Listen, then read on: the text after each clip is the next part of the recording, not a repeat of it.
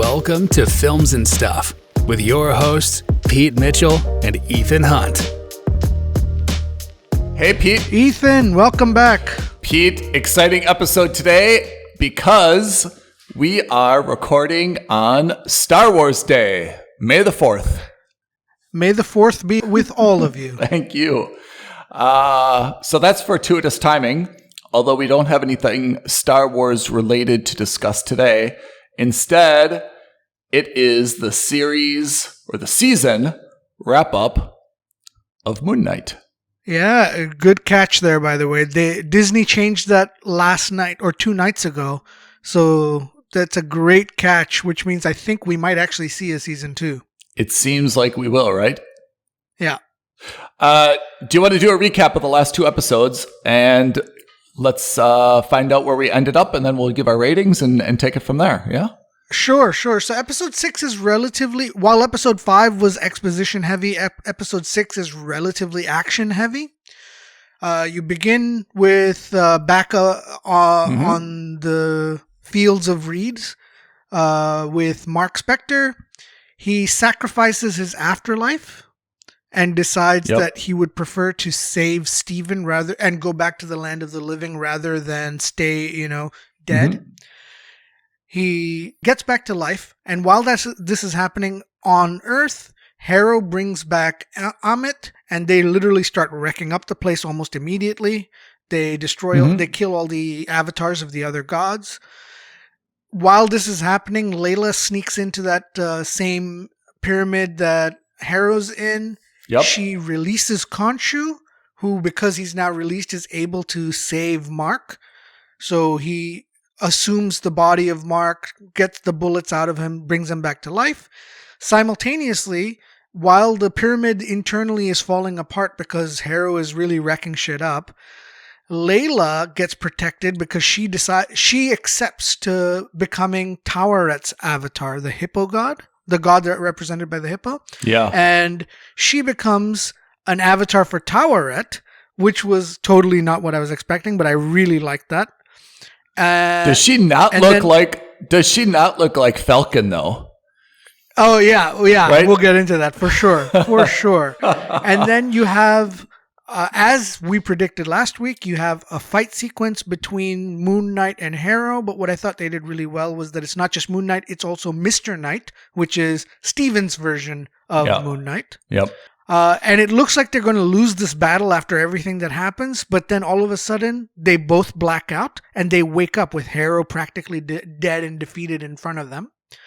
And so again, we get the second time where we think that there's a third personality. Amit/Harrow gets captured, and through some kind of ceremony, the god Amit is put into the mortal form of Harrow, and even though Mark is supposed to kill Harrow and end this cycle of violence, he because that's the deal he made with Khonshu, he backs out and says, "No way, I got you here this far. If you want to kill him, you have to do it yourself." And then he says, "Release me from my bonds." And so now we end the episode more or less with Mark Spector and Stephen Grant living with each other mentally and no longer as being Moon Knight.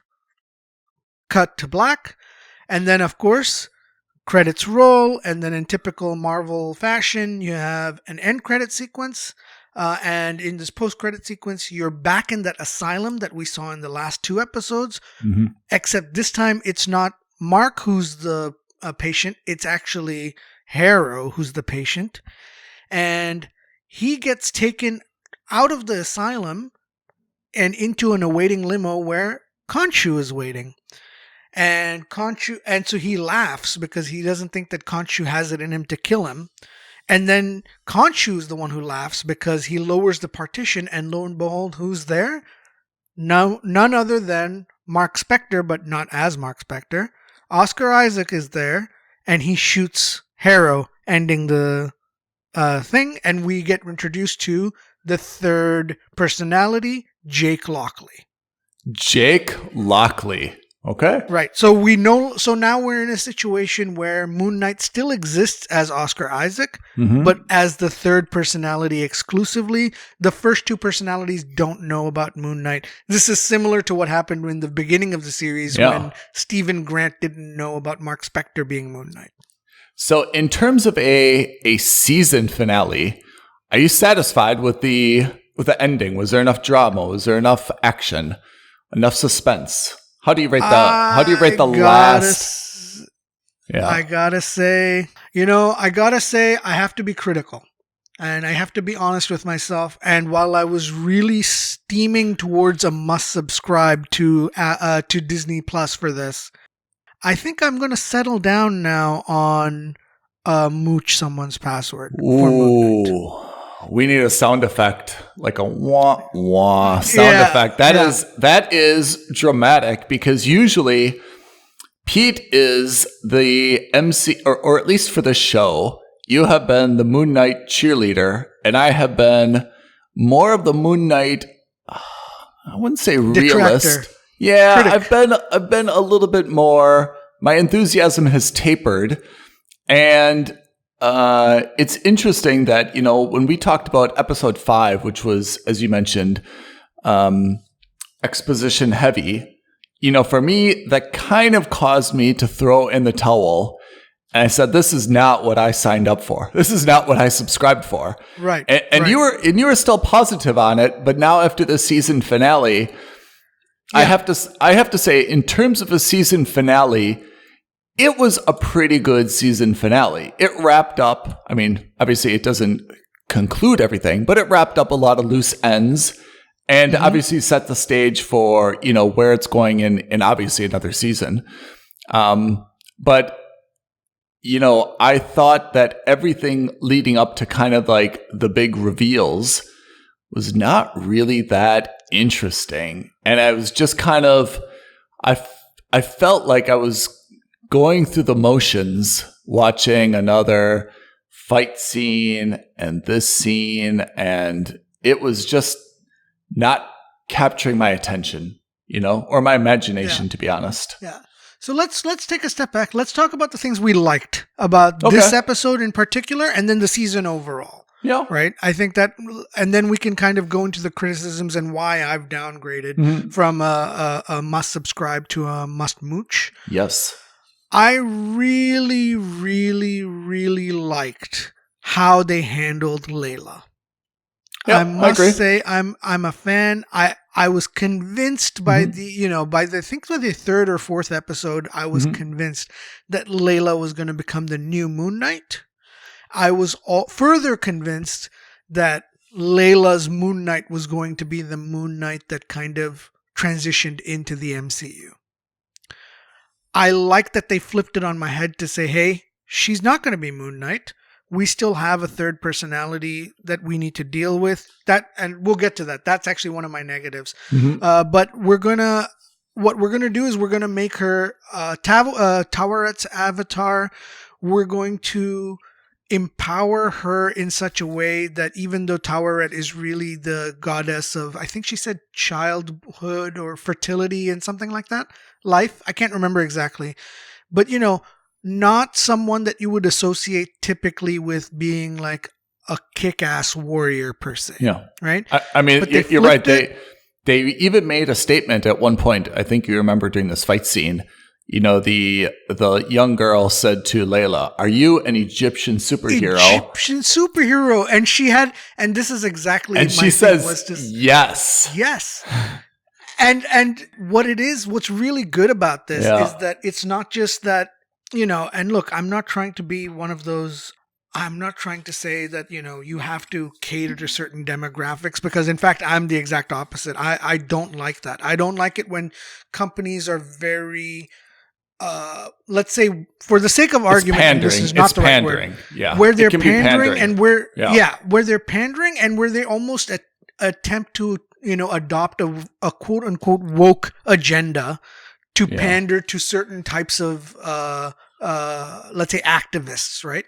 Yeah. And that's not, but this I felt was very, very on the nose, on the point, in a genuine way, which is to say, and we addressed this earlier as well. Well, there Layla are was no real Egyptian. superheroes. Layla was Egyptian, right? In the show, they identify Egyptian. her as having an Egyptian passport. So the fact that, the girl said, "Are you an Egyptian superhero?" In another Marvel show or movie, that could have been more of like a lighthearted moment. But instead, Layla answered it like so resolutely and sincerely. She just said yes. And it didn't necessarily mean, is she the Captain America, Hulk, Avenger type superhero? It was just like, are you Egyptian person here to help me? And the answer was yes. And I thought that was very heartwarming part of the show. Exactly. I thought that was so genuine. I was so impressed with that. I really liked that. And it would have been equally good if she became Moon Knight, but I think the reality is they would never let her stay with the Moon Knight moniker, right? And with that character. Yeah. I think what they've done is, I think they've said, hey, look, there's going to be controversy one way or another, so why don't we give you an avatar of someone else? And why don't you make that avatar your own? And I think she really did, because again, of all of them, she seems like not only the one who's most tuned in to, quote unquote, Egyptian / MENA / Arab sentimentalities, but I think she's also the most capable, right? Short of Mark Spector, I think in terms of competence as not as a heroine, as an archaeologist, she has embraced, Correct. So I think she actually shows fundamentally more competence than most of the other people in here. Yeah. And certainly not just competence in her field of expertise, but also culturally, right? It's the most culturally appropriate. Harrow isn't Egyptian. He's a white guy. And Oscar Isaacs, he's always cast as this ethnically fluid character. He's never outright pointed out as being a white actor or as a Latino actor. He's got a British accent in this, exactly. But I would say that he tends to lean more towards the white side than he does to definitely to at least the Arab side, certainly, right? And so I like that they leaned into that to say, hey, look, let's make you the Egyptian. I'm not saying you're the Egyptian Falcon, because yes, there was certainly a resemblance to the Falcon. But I liked what she, her outfit for the avatar, I thought was great. I thought it was, it had elements of being a protector because she was able to use her wings as like a shield, very much similar to Falcon. But I love that at the end of the wings, you actually see the two swords. And you're just like, okay, so she's not just a defender. She's someone who can really kick ass as well. And then the best part is you actually get to see her kick ass, right? She and Mark / Steven take on a battalion of troops or bad guys. And I thought it was wonderful. I thought in terms of representation, not just for women, but also for, Arabs or MENA or Egyptians, I thought this was excellent. Do you think, I agree with everything you've said, and especially that she acted like a superhero should act, really embraced the role and took on the power and the responsibility. Contrast that with Mark and Steven. Do you think part of our frustration with this show is that we've just got these two kind of like mealy-mouthed guys who aren't really stepping up to the plate, kind of shirking their duties? Sometimes they want to be involved and sometimes they don't. And I feel like they're just kind of so wishy-washy. Has that like impacted your outlook on on Moon Knight though? Not a little bit. And so this is now, let's talk about maybe what's the negatives, right? So what I didn't like was they teased this third personality back in episode 3. Yeah. Really, so halfway through the season, 3 hours of entertainment ago and like a couple days of in series time ago, they teased this third personality when Mark first gets to Egypt and he ends up killing those Egyptian boys and doesn't know it. He thinks he accuses Steven accuses Mark. And, as a comic, either as a comic fan or someone like me who did a little bit of research on the side, you realize, okay, there is that third personality, Jake Lockley. We knew, we talked about it. I knew there was that third personality. And I think in the comic books, he plays like a taxi driver or something like that. That's his outward personality.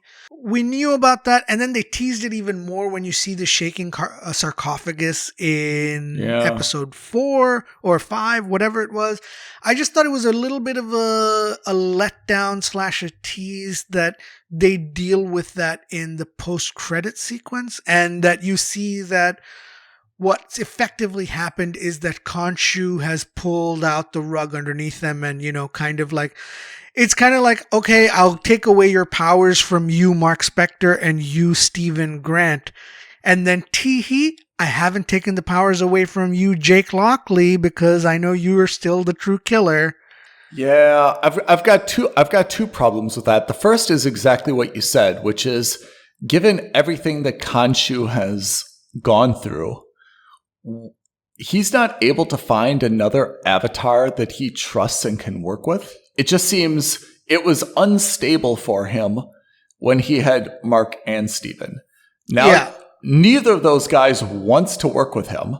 So you're going to take a third, assuming each personality has a third of the airtime. It just seems like let's call it a business decision. It seems pretty stupid to have 3 employees, 2 of whom don't want to work with you, 1 of whom does. Like, how is that a good decision by Khonshu? And then my second problem is, and by all means, I'm not the guy who pleads, cultural sensitivity, but I'm starting to get a little bit squeamish about this unending focus on like dual and now tri personalities. This doesn't really seem like something that's significant mental illness here. Like, I'm a little bit uncomfortable with the idea that someone obviously has a lot of past trauma. We've seen it with their mother and their brother. And now there's an Egyptian god who's kind of taking advantage of him, saying, you do my dirty killing work. The whole thing is like, it's not really the superhero I want to get behind, Yeah, so on that, my only rebuttal would be, first of all, they haven't glamorized the mental illness in any way, shape, or form. I think they've been very good about presenting it as it is and being very careful to present it relatively accurately. I agree. I think they've been neutral about it. They haven't glamorized it, but they haven't. And then it's still there. And the other thing is that this is good fodder for potentially a season 2. And this is where we're going to get into that. So prior to this week, episode 6 was always called the series finale, right? Which meant that, which implied that once episode 6 was done, Moon Knight is done on the small screen and we're going to move on to the big screen. Yeah. Right. And then 2 or 3 days ago, Disney changed on their last trailer. It said, welcome to the season finale, implying that theoretically there could be a season 2. Yep. And again, don't get me wrong. I like that they're, I like the play between Steven and Mark. I thought, for example, when you saw them talking in episode 5 in the exposition, I thought the interplay between the two of them was very heartbreaking. I thought it was very strong and nice. And then what I liked is they countered that in episode 6 by saying, hey, you know what? We're okay together now. We're 2 halves of the same coin. 2 sides of the same coin. So you got to see that interplay and dynamic play out in the fight sequences, which I thought was excellent, right?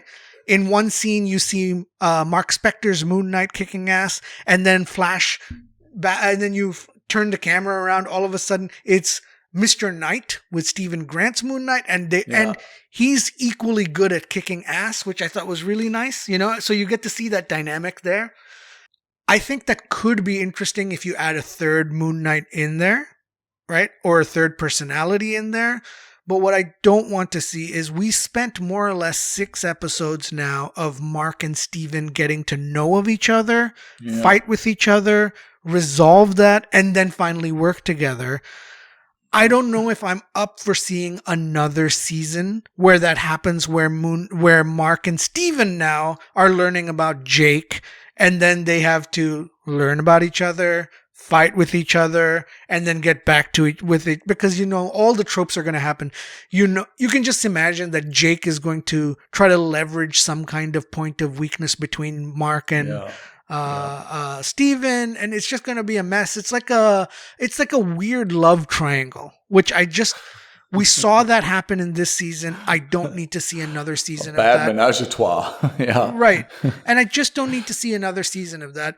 Yeah. And it could also be that I don't know Moon Knight's rogues gallery so well, but now that you fought the gods, and literally he fought the gods, like, who's left? Like, what do you know? What stakes are left? Like, it's not join really the MCU and move on with it. Yeah, it's not really street crime anymore, right? I mean, you're way above that. Yeah. Speaking of street crime, by the way, I have to say I loved the fight sequence in the bazaar area. Yeah, and you get to see Moon Knight flying, actually flying with his cape that's crescent moon shaped. Visual effects, 5 out of 5. Great, well done. It's exactly what you would expect from MCU, right? I mean, from Marvel. I mean, it's very well produced. It's very, tight. The lighting is always right. It always comes off, super, super smooth. I mean, the production value, of course, is high. There's absolutely no criticism there. It's more I give a little bit of credit, because there are a lot of superheroes. The universe is getting a little bit crowded, and it's good that they tried something new. I mean, geographically, they tried something new. In terms of mythology, we've touched on this theme. They tried something new. They've added Layla, given her a prominent role. That's new. They've made, in terms of the backstory of who is Moon Knight, Steven, Mark, Jake, that's something new. So I give them credit for not just kind of regurgitating the same old superhero story. But I have to say, even though I've just complimented that, the downside is that I signed up to watch a superhero show, and I got a lot of backstory and drama and split personality explanation and confusion. And maybe that was good if this was a drama, but I have to say it didn't really meet my expectations in terms of, the reason that I turned this on.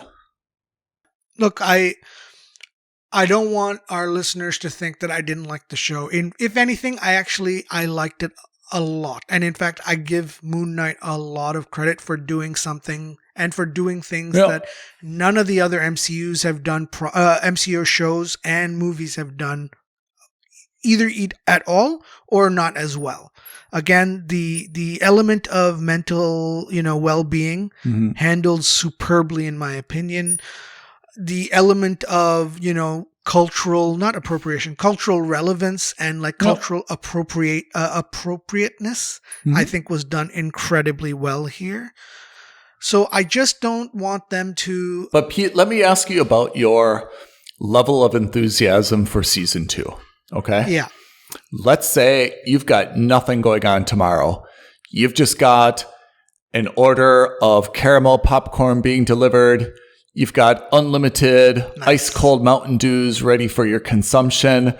And you sit down in your favorite recliner, and you've only got time to watch one series.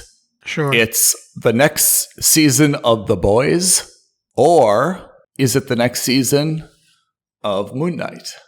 Yeah, I mean, if you put it like that, if those are my only 2 options, it'll be The Boys at the moment. Can you think of some other things? I mean, where do you think that Moon Knight the next season falls?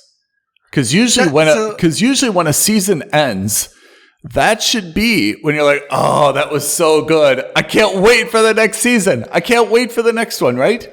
And I think you nailed it. I think you've put it the problem I was having verbalizing, I think, is what you've absolutely said, nailed it right now. Is the issue I think I have is that, and this is not Moon Knight's fault. This is not Disney's fault. This is maybe my own fault, right? Is I think I put these expectations that by the end of episode 6, we were going to see a full integration into the MCU, and we were going to see some kind of, let's say, transition to the big screen. Whereas this episode on its own, forget about the post-credit scene, forget about everything else, okay? The post-credit scenes are irrelevant to this discussion. There's no integration, and if there were no post-credit scene, I actually still would have been satisfied because it's like a nice one-shot story of the Moon Knight, and that's it. Game over. Moon Knight is no longer a part of the MCU. It's a super hyper-localized thing. Right? Yeah. But that is not what's happened here. Yeah. So I don't know. I just feel that I feel like my expectations are, which were again my own thing, were so high that even though this episode was really good, the season as a whole hasn't met it. Again, because I'm more disappointed in the fact that, or more weary of the fact that I don't want to see a season 2 of the same thing. In a way, I mean, this is kind of like a perverse thing to think about, but in a way, don't you kind of feel like, oh, I just wish it would have ended after one season, then I could say that I saw it. Now with a second season, you're kind of like, oh. That's what I mean. That's exactly what I mean. You almost feel like this emotional obligation, like, well, now I've got to watch it to kind of see what happens, but I don't really want to watch it because I've got some other things to see, but like, I got to watch it to see what happens. And it's not even that I have other things to see. It's that they did such a good job of wrapping up the story. Yeah. Until that post-credit scene. Yeah. And then they opened up it's kind of like, they stitched up the bag nice and sweet, The relationship ended on a good note. We were still friends. And then everything was great. And then it's kind of like, she it's had like to send you a booty text. Yeah. It's like leaving the elevator. It's like leaving as the elevator doors are closing. It's like turning around and saying, as you leave, and turning around and saying, by the way, I farted in there, and then walking away. Don't look back. Don't look back. It's anyway. Look. Yeah. Again, it's a very unique criticism to television and to these types of series, but I think a lot of people understand exactly what we're talking about, which is, there's something nice about a clean ending. Wash your hands of it and say, that was really fulfilling. On to the next thing. And now it's kind of like, oh, well, we're not done. I thought I kind of knew everything, but no. It has a real danger of wearing out its welcome in season 2 if they retread the same things. And that's it. It's the disappointment of a season finale marred by knowing that if they had ended here, it would have been perfect. Now they're kind of going too far by stretching it for another season. Well, that also makes sense because, as you mentioned, this was so Egypt-centric. Mark was an amateur Egyptologist, right? Yep. We're dealing with Khonshu, we're dealing with Amit, so unless they're going to rehash that all again, it seems hard how they're going to jump to Southeast Asia and make this a samurai movie, or if they're going to jump to the US and make this like every other New York alien beam coming down into Chicago, or, so. Exactly. So let's see. And look, and this is on us listeners. This is not a criticism directly of the MCU. It's just maybe because we don't know the comics so well. Yeah. But I think that if you really wanted to set up a season 2, it's not enough to show the third personality. It's like this bait and switch tactic where you teased us with this personality in 2 episodes earlier. You should have kind of threaded that plot and closed up that plot in this season. And if that required you to do 7 episodes instead of 6, I think I would have been fine with that. Honestly, I think I would have been fine with that. Yeah, but okay. Again, I like it.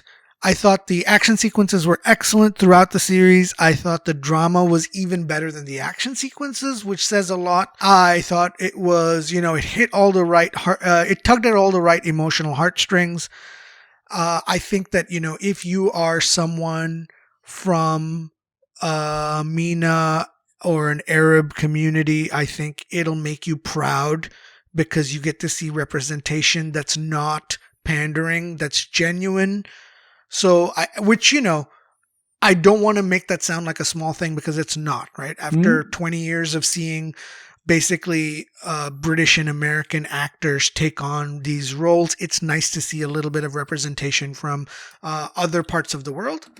So in that sense, it has a lot of things going for it, but overall, I just felt like that last post-credit scene. Yeah, and honestly, I think it comes down to that post-credit scene. If they had ignored that post-credit scene, I think, or if they had changed that post-credit scene, I think I would have kept it as a subscribe. But I must say it's a mooch. Well, I admire your honesty because I'm sure it wasn't easy to say that after a season of being a really good cheerleader.